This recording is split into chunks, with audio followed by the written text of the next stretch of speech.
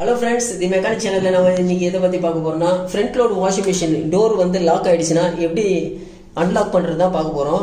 Front லோடை பொறுத்த வரைக்கும் அடிக்கடி இந்த மாதிரி டோர் லாக் ஆகும். இதுக்காக நீ மெக்கானிக்லாம் கூப்பிட்டு தேவையில்லாமல் பண்ண வேணாம். இது 2 மாடலில் கட்டணும். இப்போ பாருங்கள், இது ஃபுல்லாக வரவே இல்லை, இந்த தான் யூத்தாங்க ஃபுல்லாக லாக் ஆகிடுச்சு. ஒரு மாடலில் வந்து என்ன பண்ணனா, இப்படி ஒயரை விட்டுட்டு இந்த பக்கம் இழுத்தீங்கன்னு வச்சுனேன், டோர் அன்லாக் ஆகிடும். இன்னொரு மாடல் வந்து லாக் இந்த பக்கம் போடுற மாதிரி இருக்கும் லாக்கு. அதுக்கு என்ன பண்ணனா, இதுக்குள்ள ஒயர் விடணும். இந்த பக்கம் இந்த கேப்ல வந்து ஒயர் விடணும்.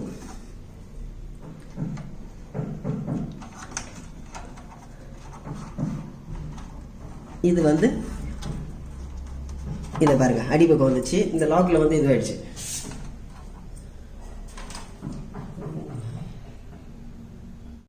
இந்த பக்கம் லாக்ல இங்க பாருங்க, லாக் ஆயிடுச்சு உள்ள. இப்போ இதை இப்படி இழுத்தீங்கன்னா லாக் ஆயிடும். பாத்தீங்களா, இதுதான் லாக்கு.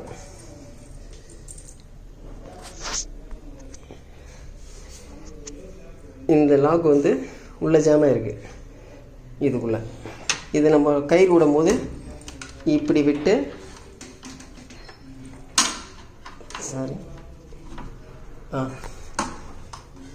இந்த பக்கம் விட்டு இது புஷ், இது பாருங்கள் இருக்குது. இப்போ இழுத்தீங்கன்னா லாக் ஆகி வந்துடும்.